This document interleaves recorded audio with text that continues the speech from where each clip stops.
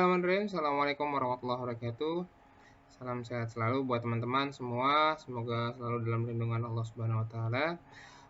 Pada kesempatan kali ini di pembahasan materi perkuliahan kita akan membahas materi tentang raster image processing atau RIP yang biasa kita kenal dengan RIP. Apa aja sih sebenarnya dari dalam RIP itu, jenis-jenisnya apa aja. Nah, kadang-kadang buat teman-teman yang masih bingung penampakannya seperti apa sih RIP gitu ya, masih bertanya-tanya apa sih itu RIP gitu kan, nama lainnya apa sih, kok namanya bisa beda-beda, ada yang namanya controller, ada yang namanya DFA ya. Itu nanti kita akan bahas dalam pertemuan kali ini. Baik. Oke, baik. Selanjutnya adalah 3 fungsi utama dari RIP atau raster image processing. Oke, RIP ini mempunyai 3 fungsi utama. Yang pertama adalah interpretation, yang kedua adalah rendering, yang ketiga adalah screening. Oke, apa sih interpretasi? Yaitu menerjemahkan data PostScript ke dalam bentuk objek.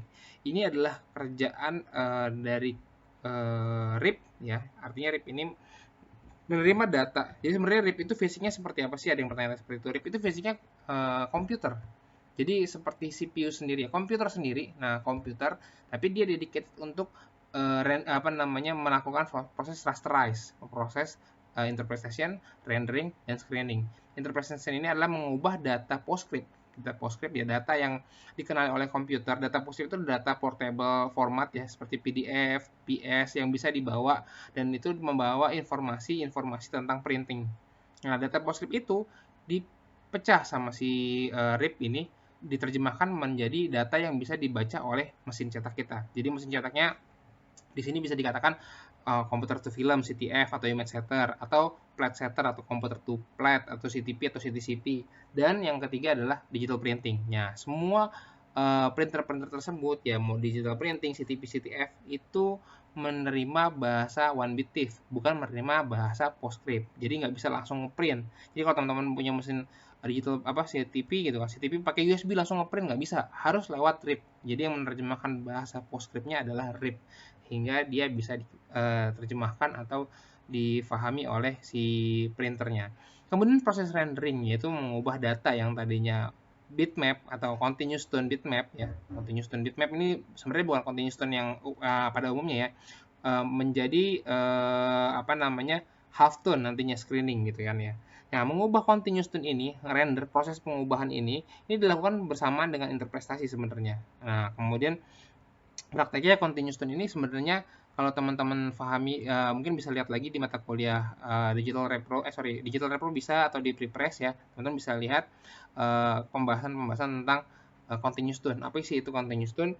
Continuous tone itu adalah di mana sebuah image, semua gambar yang diproduksi dengan proses fotografi di mana tidak terdapat raster di dalamnya.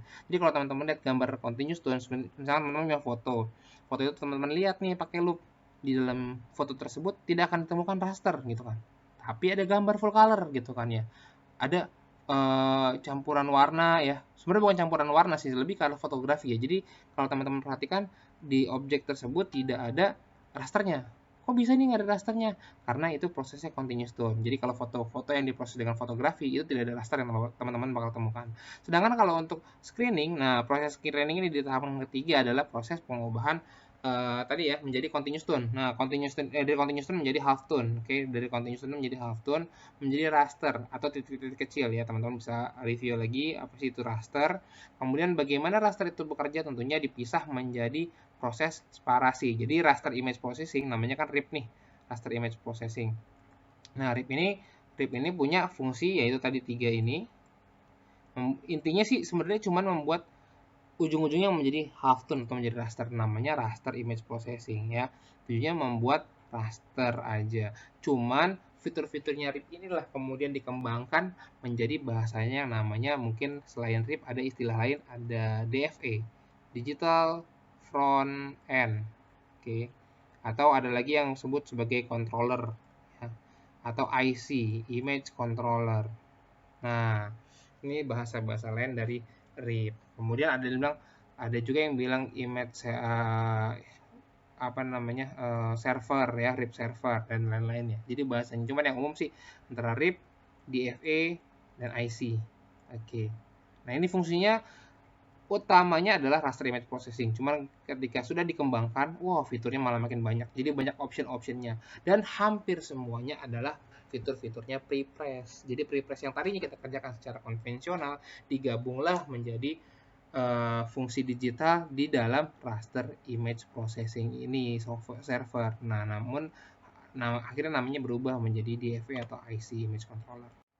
Oke, kemudian apa itu one bit TIFF? One bit TIFF adalah suatu format yang terdiri dari data bitmap hitam putih yang membentuk halftone. Sebenarnya ketika file sudah menjadi one bit TIFF, artinya file tersebut sudah memiliki raster, ya, sudah ada rasternya. Nah, kemudian data one bit TIFF ini merupakan hasil dari proses ripping, hasil dari proses raster image processing, ya, makanya disebut ripping. Wah, rippingnya belum selesai nih gitu. Ripping itu maksudnya raster image processing proses gitu ya, prosesnya. Nah, prosesnya menyerupai dot. Sebenarnya prinsipnya tidak dot sempurna ya, seperti teman-teman menggunakan proses prepress konvensional nih. Kalau teman-teman melakukan prepress konvensional itu dotnya lebih sempurna, lebih smooth, bentuknya tuh nggak seperti kotak-kotak begini ya. Nah, ini beda sama apa namanya, bitmap. Jadi ada bitmap. Bitmap ini masih bahasanya si komputer, ya, bitmap. Bitmap itu masih bahasanya komputer.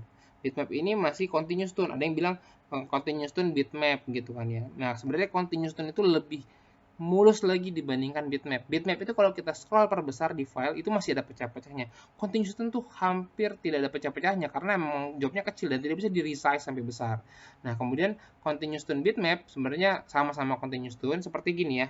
Bit ini, teman-teman bisa lihat sebelah kanan ini. Nah, ini adalah contoh bitmap. Yang ketika diperbesar, yang ada malah dia keluar pixel-pixelnya. Nah, pixel-pixel seperti ini bitmap. Nah, kemudian ketika sudah menjadi, kalau file vektor mungkin masih file dasar banget ya. File vektor itu mungkin ada yang nanya, file vektor apa, Pak? Kalau file vektor itu masih file dasar. Artinya file tersebut masih bisa kita perbesar, perkecil, dan tidak pecah gitu ya. Kemudian ketika sudah menjadi RIP, ini artinya ada proses siap cetak. Nah, ini raster-raster ini yang kecil-kecil ini, yang titik-titik ini yang nantinya akan muncul di permukaan plat kalau CTP, di permukaan film kalau komputer to film, di permukaan cetakan langsung kalau komputer to print ya, digital printing. Ini akan muncul. Nah, dot inilah disebut sebagai raster dan raster ini memiliki sudut raster atau screen angle. Nah, kemudian dia juga punya resolusi raster atau screen ruling. Dan dia bisa dipisahkan warna nih separasi. Nah, ini yang dikerjakan oleh raster image processing. Padahal sih intinya dia cuma bikin raster doang, tapi karena fitur tambahan, bisa sekalian modifikasi sudut raster, bisa sekalian mainin resolusinya berapa, bisa sekalian misahin warnanya berapa. Nanti banyak lagi fitur-fiturnya. Yang lain-lainnya, bisa sekalian imposisi, bisa sekalian warna khusus, bisa sekalian spot color, bisa sekalian job management. Banyak sekali fungsinya. Jadi ketika sudah nanti kita bahas RIP, fungsinya dan aplikasinya justru malah sudah berkembang banyak sekali, dan itu hampir semuanya pekerjaan, bisa dikatakan semuanya pekerjaan prepress ya, yang secara konvensional dikonversi menjadi raster image processing. Oke, kemudian ada screening, ada apa aja sih? Ada FM screening. Oke, ada FM screening atau istilah lainnya stochastic. Nah, sebenarnya kita mundur sedikit ya. Sebenarnya ada dua jenis screening dalam digital printing. Proses digital prepress atau prepress digital prepress atau prepress yang terbaru ya, prepress yang seperti sekarang digunakan menggunakan raster image processing, yaitu ada AM dan FM screening. Oke, ada AM dan FM screening. AM screening itu apa? AM screening itu adalah amplitude modulation yang biasanya digunakan pada digital printing atau percetakan umumnya. Umumnya percetakan menggunakan AM screening. Namun FM screening juga sekarang dikembangkan apalagi sejak ada digital printing. Ya, gitu ya. Sejak ada digital printing, FM screening memungkinkan untuk kita lakukan dan sangat mudah sekali. Oke. Ini proses screening ini biasanya dilakukan ketika teman-teman bikin film ya. Jadi kalau misalkan di konvensional dari mulai film teman-teman sudah tentukan saya mau pakai raster apa, AM kah atau FM kah. Ketika saya pakai AM screening, kemudian kita pakai AM berapa, ya, sudut rasternya berapa, kemudian resolusinya berapa, itu yang kita atur semuanya. Dan itu sudah disiapkan dari bikin film. Kemudian dari bikin film, naikin lagi ke plat, CTP juga sudah ditentukan. Nah, jadi kalau misalkan sudah kita lakukan di bikin pembuatan film, ketika exposure plate nggak perlu lagi dilakukan screening ya, karena sudah ada screennya di raster di film gitu ya, sudah ada rasternya di film. Oke, kemudian apa sih manfaatnya dari FM screening? Oke, sekarang teman-teman lihat dulu deh, apa sih bedanya AM dan FM screening? AM screening itu seperti ini teman-teman. Ini AM screening yang atas ya, yang bawah adalah FM screening. Ini gambarnya ke mirror nih, sorry. AM screening itu dimana teman-teman bisa melihat tadi ada sudut raster, sudutnya ada, ya, sudutnya ada. Teman-teman lihat nggak sudutnya? Nih sudutnya nih, miring gini nih, ya kan? Lihat seragam semua miring, ya miring sekitar 15 derajat. Oke, ini sudutnya berarti 15 derajat, gitu. Oke. Kemudian rasternya lebih rapi. Ini gradasi dari tebal ke tipis, ya kan? Ini katakanlah raster 90%. Ini raster makin sini makin 5%, gitu. Ya. Nanti teman-teman bisa lihat di sini. Oke, screeningnya. Nah, bandingkan dengan FM screening. Ini FM screening. Teman-teman bisa lihat sama-sama gradasi. Kalau teman-teman bisa agak mundur sedikit atau lihat dari jauh, misalkan gitu. Nah, teman-teman bisa lihat gradasi juga. Posisi gradasinya juga sama kurang lebih, tapi tidak ada arahnya, berantakan semuanya ya. Karena dia yang penting adalah frekuensi. Katakanlah di sini frekuensinya misalkan 60 dpi ya, 60 dpi atau 60 dot per inch.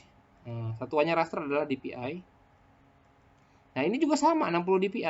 Jadi sama sebenarnya antara yang AM dan FM. Cuman dalam 1 inci itu rasternya terserah dia posisinya di mana. Nah, yang kalau FM. Kalau FM terserah si FM mau di posisi di mana. Yang penting 60 dpi. Sedangkan kalau di AM terserah nggak bisa terserah karena dia mau sudah tertata rapi posisinya, sudutnya, kemudian besar kecilnya raster udah konsisten. Oke.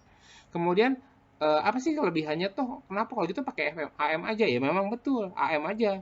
Hampir semua screening itu pakainya AM screening gitu ya.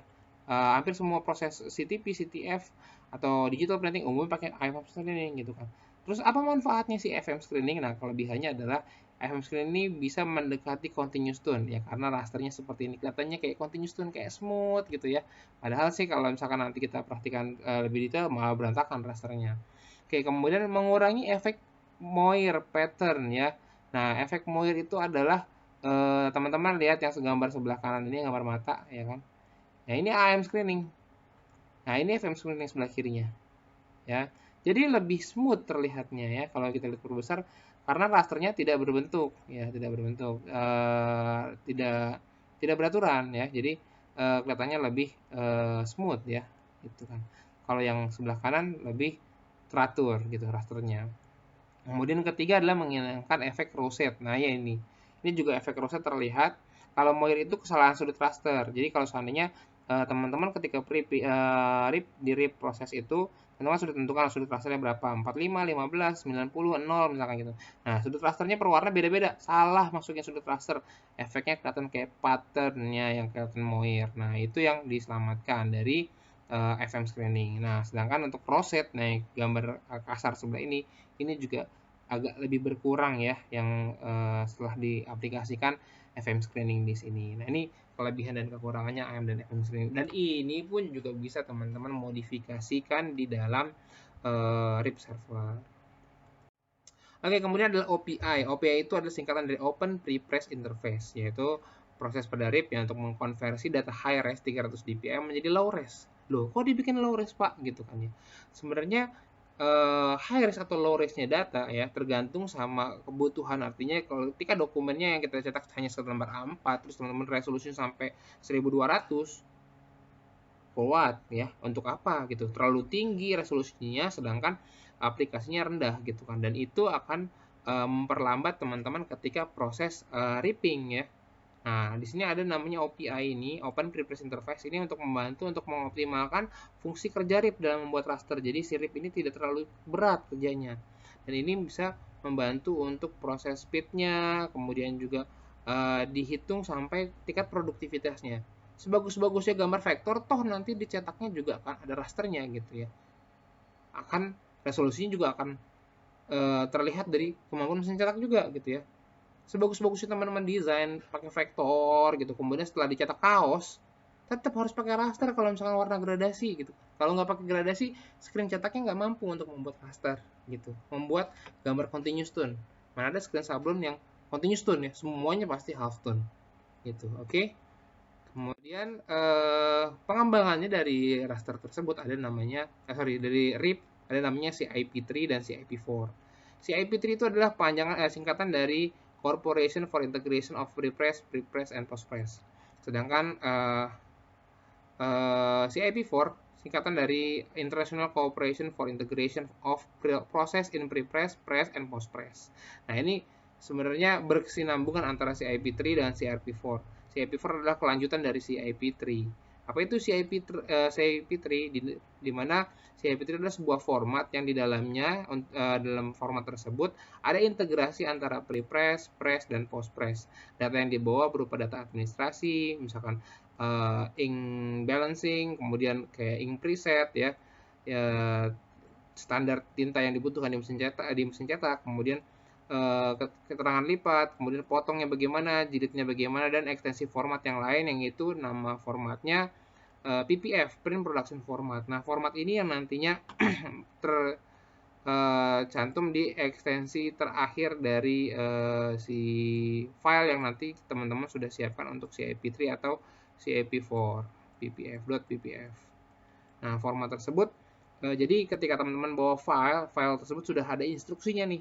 Nanti kalau misalkan file ini dicetak di mesin offset, udah punya standar preset dari tintanya. Jadi ketika kita bikin platnya tersebut sudah integrasi sama konsolnya mesin offset. Nah, di mesin offset nanti inkingnya ya sudah bergerak sesuai sama file format yang sudah disiapkan di CIP3 format. Ketika dicetak selesai, pindah ke mesin potong. Di mesin potong udah ada tuh settingannya, ya udah integrasi semuanya, sudah satu networking ya, satu jaringan semua. Mereka sudah integrasi dan sudah mesin potong bisa teman-teman nggak perlu lagi nyeting berapa maju ke depan, berapa mundur ya, berapa pas ukuran berapa pisaunya turun, itu sudah ada formatnya semua di mesin potong. Di mesin potong tinggal kita pilih jobnya, kemudian kita tinggal start aja udah, gampang sekali. Kalau seandainya ntar butuh dilipat ya, ntar di mesin lipat sudah integrated. Yang penting perangkatnya, hardware-nya, mesin lipat, mesin potong, mesin panasnya itu sudah support untuk CIP3 atau CIP4 ya. Oke. Selanjutnya adalah GDF. Nah, GDF ini adalah Definition Format, singkatan dari Job Definition Format. GDF ini merupakan, ya itu adalah produk dari CIP4 ya, produk yang dimiliki oleh CIP4, yang mana CIP4 itu juga diinisiasi oleh beberapa perusahaan besar di bidang graphic art ya, diantaranya ada Adobe, Systems, Agfa, Heidelberg, Manroland ya. Ini sebenarnya perusahaan-perusahaan yang bekerja sama untuk mengembangkan CIP4. Terus kenapa harus ada perusahaan-perusahaan ini? Karena begini teman-teman, dalam suatu percetakan teman-teman nggak mungkin satu percetakan mesinnya Heidelberg semua, Manroland semua. Karena ada yang CTP-nya saya pakai Kodak misalkan gitu, Kodak Magnus. Kemudian mesin cetaknya saya pakai Heidelberg, mesin lipatnya saya pakai Wallenberg, mesin potongnya saya pakai Polar, ya kan. Kemudian mesin perfect bindingnya saya pakai Horizon yang dari Jepang misalkan gitu. Dan itu semua, atau Muller Martini ya, semua mesin-mesin itu berbeda semua. Kemudian bagaimana menyamakan sebuah bahasa yang sama untuk si IP4 ini? Nah, keluarlah yang namanya GDF, Job Definition Format. Nah, tujuannya adalah pengembangan dari si IP4 untuk bisa mengoptimalisasikan baik dari mulai pre-press, kemudian sehingga press dan post press dengan wadah yang namanya hot folder. Hot folder itu adalah folder yang sangat instan sekali ya. Jadi nanti teman-teman coba belajar hot folder.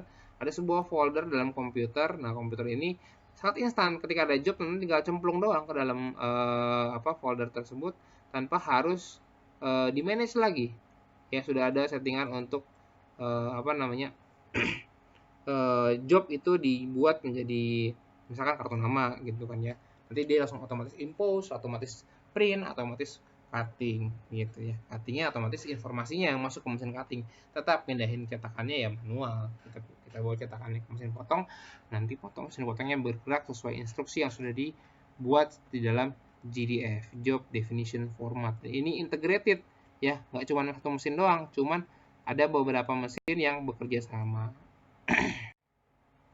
Oke, di sini saya coba memperkenalkan. Nanti setelah ini teman-teman mungkin bisa saya kasih linknya untuk lihat apa sih RIP software atau mungkin RIP server yang ada yang berkembang banyaknya di industri percetakan ya. Saya perkenalkan pertama yaitu Kodak. Nah, ini saya bukan jualan Kodak nih, cuman saya cerita aja ya. Kodak itu memiliki beberapa produk. Ada Kodak Preps. Nah, ini Kodak Preps. Ini software untuk imposisinya. Kemudian ada Kodak Prinergy, ini adalah workflow-nya. Kemudian ada tambahan-tambahan lainnya seperti Kodak Insight ya untuk pre-press port. Kemudian ada Color Flow untuk color manajemennya. Nah, Color Flow ini software juga yang semuanya software ini bisa diinstal dalam namanya Prinergy ya. Prinergy, maaf. Prinergy ini adalah RIP servernya si Kodak. Nah, Prinergy server ini kita bisa install opsionalnya, Insight, kemudian Color Flow, Kodak Preps. Meskipun Kodak Preps juga bisa offline ya, nggak mesti inline di dalam mesin. Jadi bisa offline, bisa bisa keluar dan nanti dia sudah integrasi sama Prinergy. Jadi ketika teman-teman punya servernya RIP server Prinergy, teman-teman bisa melakukan fungsi-fungsi tadi, bisa manage job ya, Prinergy workflow. Tentunya Prinergy ini utamanya adalah tadi RIP, raster image processing. Makanya namanya berubah lagi, bukan RIP. Kebanyakan orang bilangnya DFA, digital front end ya, karena dia mengerjakan dari front, dari depan sampai akhir.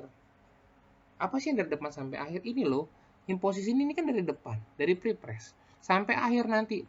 Lipat itu tergantung imposisinya. Kalau imposisinya salah, ya lipatnya salah juga gitu kan. Kalau imposisinya salah, potongannya juga salah juga gitu sampai akhir, sampai finishing. Finishing itu kan lipat di finishing. Kemudian misalkan color nih, color flow. Warna ini kan nanti ngaruhnya dicetak. Misalkan proofingnya udah termanage warnanya. Teman-teman ketika untuk melakukan apa namanya proofing di mesin digital printing ya, atau mungkin di mesin lain ya, ketika proofing itu udah oke, warnanya udah benar. Ketika dicetak plat CTP-nya colornya belum dikalibrasi, akhirnya warnanya berbeda.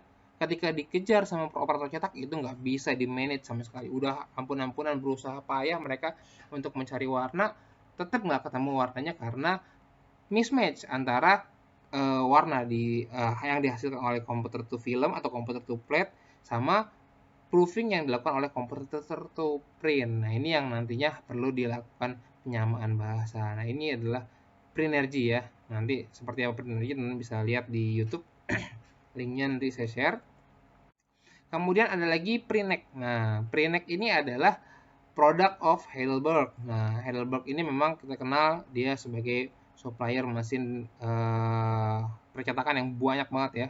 Ya, kebetulan ini adalah sebuah nama desa juga di Jerman, tempat Bapak Johannes Gutenberg menemukan mesin cetak. Nah, mesin Heidelberg ini selain dia supplier mesin pembuat mesin creator mesin Heidelberg offset ya, SM52, GTO, kemudian dia juga membuat sebuah namanya ini CTP ya, komputer to film atau komputer to plate, namanya Suprasetter CTP-nya. Kemudian apa sih RIP servernya? Yaitu Prinek. Prinek ini adalah RIP servernya. Produknya ada apa aja? Ada Prinek Cockpit. Ini adalah workstation-nya. Workstation-nya dari Prinek, namanya Cockpit. Kemudian apalagi ada Signal Station. Ini untuk imposisinya. Sama kayak tadi di Preps ya. Kalau penyanyi Kodak namanya Kodak Preps. Kemudian ada lagi yang lainnya Calibration Manager. Ini untuk manage warnanya. Kemudian ada PDF Toolbox. Dan ada banyak lagi lainnya. Ini nggak semuanya saya tunjukkan. Sama di Kodak juga ada banyak lainnya. Semuanya nggak saya tunjukkan karena memang banyak banget nantinya ya. Teman-teman bisa pelajari lebih lanjut ya untuk di pelajaran tentang RIP server atau di produknya dia. Kadang-kadang ada yang inline kayak misalkan Signal Station sudah embedded ya. Semuanya ini opsional. Ini opsional ya. Ada yang embedded juga tergantung license-nya teman-teman ya. Nanti ini semua teman-teman butuh dongle untuk aktivasinya ya. Ada yang perlu dongle, ada yang perlu license key dan seterusnya. Kalau yang zaman ini sekarang udah modern paling cuma butuh license key-nya aja. Tapi kalau misalkan dulu masih perlu dongle. Ya tergantung sama si suppliernya, si supplier mesin. Oke, baik. Selanjutnya ada apa lagi? Nah, untuk digital printing ada namanya EFI Fiery. EFI Fiery ini punya banyak aplikasi ya. Mungkin banyak banget ya. Banyak banget nih, ada EFI Common Workstation. Ini adalah workstation-nya. Ya hardware-nya seperti apa sih? Tadi yang sebelum-sebelumnya teman-teman nggak ngeliat hardware-nya. Ini loh hardware-nya. Ini RIP server Fiery. Ini juga RIP server Fiery. Komputer aja, komputer ada mouse-nya, ada keyboard-nya, ada mouse-nya, ada keyboard-nya. Kemudian ada monitornya sama ya. Kemudian ada network di belakangnya. Ini cuma standingnya aja. Dan ini ada alat kalibrator ya. Ini namanya IS2000. Ini sebagai alat untuk mengkalibrasi warna. Oke. Kalau tadi yang sebelumnya teman-teman lihat ada Heidelberg, itu RIP servernya dia hanya bisa dipakai untuk superheater ya. Kodak juga gitu. Prenergy dia bisa emang dedicated dibuat untuk iya Prenergy dibuat dedicated untuk Kodak Magnus misalkan gitu kan, untuk CTP-nya Kodak gitu ya. Tapi EFI Fiery ini unik. EFI Fiery ini adalah third party. Third party ini artinya pihak ketiga ya, eh, bukan dia ya, meskipun memang EFI juga punya mesin sih dan dia pakai Fiery server untuk mesinnya dia gitu kan, tapi mesinnya dia lebih ke arah mesin inkjet ya. Dia juga jual RIP server ini untuk mesin-mesin yang lain. Oke. Ini ada dua jenis ya. Ini Fiery Pro server, ini sistem Pro 80 ya. Ini KX100, ini sistem yang terbaru ini. Kemudian yang ini dengan sistem yang terbaru Fiery servernya, dimana di sini ada workstation. Tadi saya katakan kalau misalkan di Heidelberg namanya cockpit ya kan, kalau di Prenek ya, di Kodak namanya Prenek, Prenergy, maaf saya ralat sih, tukar-tukar soalnya Prenergy. Kemudian ada apa aja sih? Ada di fungsinya dia dokumen make ready, variable data, proses ripping utamanya pasti dong, ini yang namanya RIP server ya. Ripping utamanya ini namanya main menunya. Kemudian finishing support, tergantung sama mesinnya apa finishing support. MIS, web to print integration. Kemudian media management, kertasnya apa aja. Karena ini banyak yang digunakan di digital printing, jadi dia lebih ke arah media manajemen, manajemen kertasnya ya, paper profile ya, paper stock gitu ya. Kemudian pre-flag and soft proofing. Soft proofing itu berarti proofing lewat monitor, soft proofing karena tidak hard proofing. Oke, pre-flag ngecek aja ya, ngecek jobnya seperti apa. Color management, nah ini pasti karena sekarang kelebihannya RIP server, DFA, digital front end semuanya terintegrasi sama color management. Job automation, otomatisasi, kemudian job management. Nah, ini dia banyak sekali fungsi-fungsinya yang teman-teman bisa bahas di EFI Fiery ini atau di RIP server yang sebelum-sebelumnya, baik di Prenek atau di Prenergy. Oke, opsionalnya apa aja sih? Ini pasti Common Workstation dapat gratis lah ya, karena sudah beli servernya. Kemudian EFI Fiery Go. EFI Fiery Go ini sebenarnya sebelumnya namanya dashboard ya, Fiery Dashboard. Ini untuk memungkinkan teman-teman memanage pekerjaan percetakan teman-teman ya, teman-teman yang punya percetakan ya. Itu memanage dari jauh, jadi nggak perlu datang ke percetakannya, cuma lihat di smartphone teman-teman nanti sudah ada dashboardnya, pekerjaan seperti apa.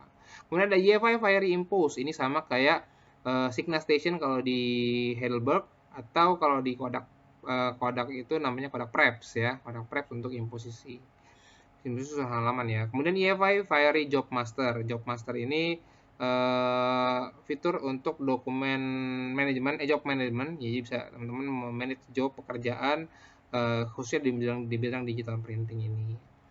Oke, kemudian apa aja sih Fiery Digital Front End itu?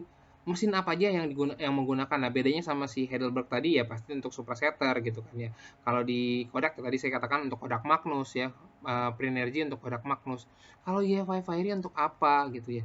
EFI Fiery ini untuk banyak mesin digital printing yang ada di seluruh dunia. Ada Canon, Fuji Xerox, Konica Minolta, kemudian ada Kyocera, ada Oki, Ricoh, Riso, Sharp, Xerox, bukan Fuji Xerox ya, Xerox doang. Kemudian ada Develop. Nah, Develop ini adalah mesin-mesin yang support untuk controllernya atau RIP servernya atau DFA-nya digital EFI Fiery. Ada tadi Canon, kemudian ada Fuji Xerox, kemudian ada Oki ya, Konica Minolta, Ricoh, kemudian Kyocera, Fuji, Xerox aja ya. Kemudian ada ini dia Riso, kemudian ada Sharp, dan ini Develop ya. Jadi banyak sekali ya mesin-mesin yang bisa teman-teman integrasikan dengan Fiery Digital Front End ya. Meskipun beberapa mesin seperti misalnya katakanlah Develop ya, kemudian Fuji Xerox ini punya atau Xerox ini punya controller sendiri ya, punya controller sendiri, punya RIP server sendiri. Tapi dia juga bisa pakai Fiery Digital Front End.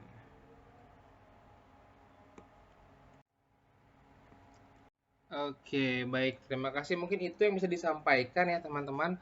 Mungkin ada pertanyaan atau ada yang ingin diskusikan, boleh di chat langsung di kolom komentar atau kita diskusikan di e-learning sesuai pembahasan yang ada di e-learning juga. Oke, mungkin itu aja yang bisa saya sampaikan. Kurang lebihnya mohon maaf. Wabillahi taufiq wal hidayah. Wassalamualaikum warahmatullahi wabarakatuh.